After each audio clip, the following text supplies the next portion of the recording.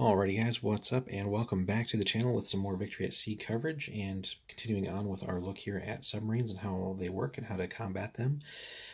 So pretty interesting things so far, and continuing on here with ways to basically spot them, and then other interesting ways to attack them. So previously we looked at depth charges and how to start working on spotting them, but there's other more active features that you can use to do that. So, but before we get into that, guys, make sure you smash that like and subscribe. Just helps us continue to grow, and also check out the link in the description there.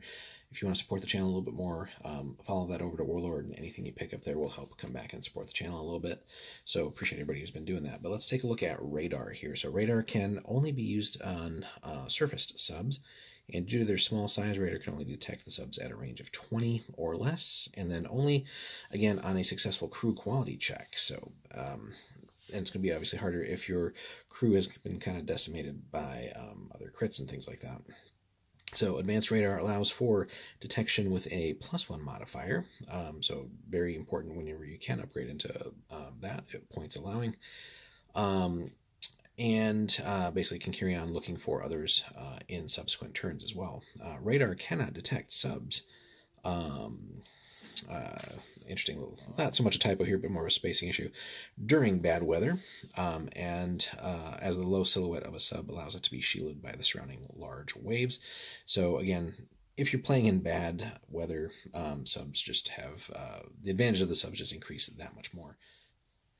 Alrighty guys, then spotlights and star shells, so give you a couple other options here to start looking for subs. Not quite as effective as radar, but again, these are for dealing with surfaced subs. So the spotlight basically gives you a +2 to your roll, so it's not automatic like radar might be, or not, I shouldn't say automatic like radar, but radar does give you that again ability to start looking for things in a certain range.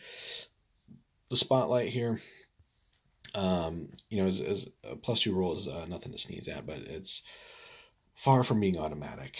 And then star shells, instead of being automatic, star shells need a successful crew quality check to detect a surfaced sub as well. And then getting into things like long-range detection. So ships with Sub Hunter may try to detect any subs that have not yet been revealed. At the start of every turn, every ship with the Sub Hunter trait rolls a d6. On a 6, all subs within that sector will be placed on the table, but they're not detected yet. So that's pretty rough when you have multiple enemy ships that are running through different sectors, and at the start of the turn they'll get that roll. Every time they get lucky with a 6, basically you got to put all your stuff on the table there. The sub player may place his submarines anywhere within that 12 by 12 sector, though, so you wouldn't necessarily have to, be right on top of someone, and you can at least try to maybe put yourself in advantageous arcs or other things like that. So that really kind of just highlights a couple more ways of helping to detect the subs. Now, the sub, again, has all these different advantages and other ways of escaping and stuff like that. So speaking of which, a crash dive. So you can try to fill your ballast tanks quickly if an enemy approaches to basically hide. So if an enemy ship or aircraft approaches within 10 of a sub while it's surfaced, basically you can then make a crew quality check, and if you are successful, you are immediately submerged.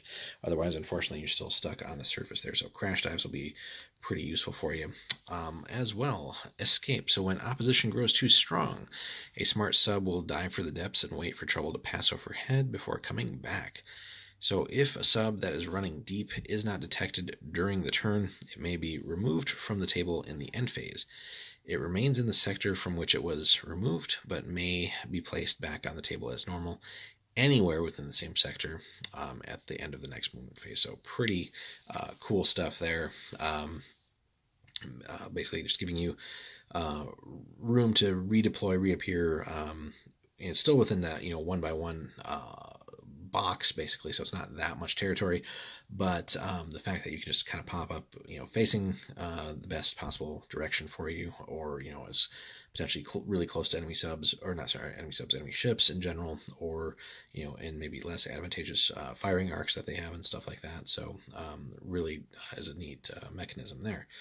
So there are, of course, other ways to spot and deal with subs too, and that comes in the form of aircraft. So the anti-submarine warfare type of aircraft. So they may be attacked by aircraft if they're on the surface as if they were normal ships. And those that are submerged, however, can only be attacked by the ASW planes.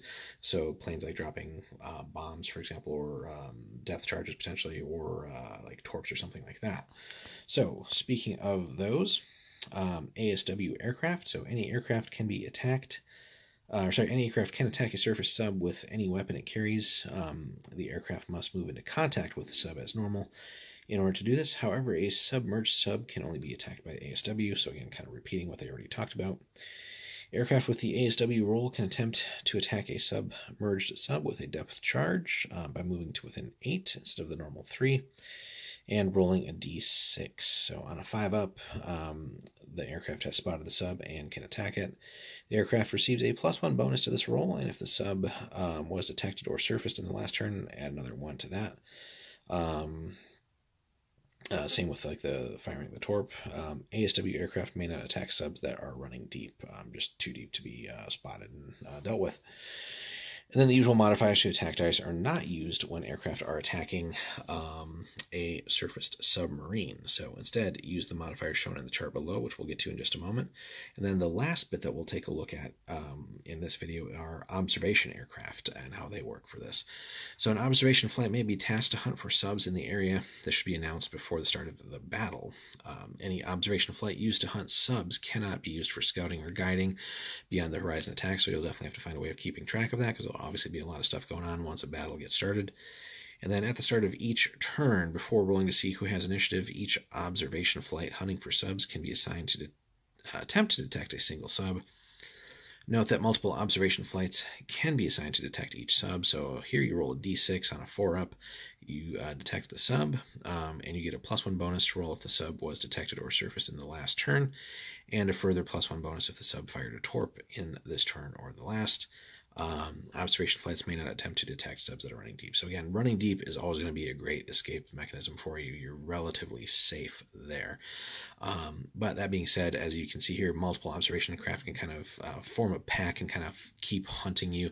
And if you happen to have been surfaced or other things, it's just going to be that much easier for them to find you. And multiple ones needing to 4-up or potentially better, at some point they're going to spot you. It's not going to be all that difficult for them.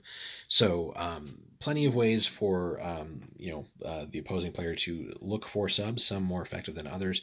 But again, things like weather, bad conditions, nighttime will be very just built-in advantages for the submarine player. And even more so than just other ships trying to find other ships in those conditions, but the sub just has that much more power in those types of scenarios, and again has multiple ways of evading there. So a lot of things require you to be within a certain distance of a sub.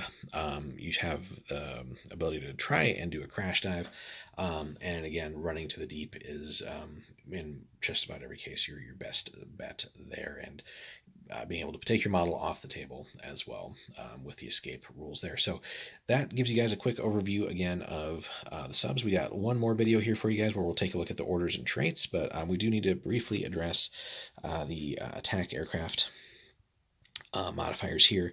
So if you're firing, if the flight is using a depth charge or a bomb, it is -1 for the attack modifier there. If you're using a torp, it's another -2. But if you torpedo launched in the target's port or starboard arc, you do get a +1 there, and bomb or depth charge in the fore or aft arc to sort of skip it into the ship there. So again, pretty much makes sense, but the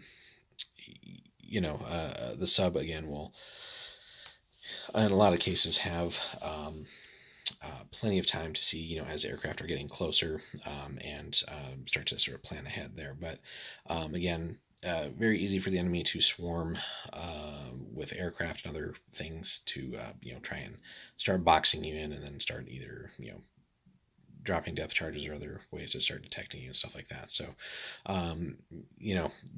given what any one sub has potential for damage output, you should really factor that in, as things are getting close, and maybe even plan a turn ahead there where it might be better just to run deep and disappear. and kind of waste the opponent's time as they're trying to like dedicate multiple models and resources there to try and find you.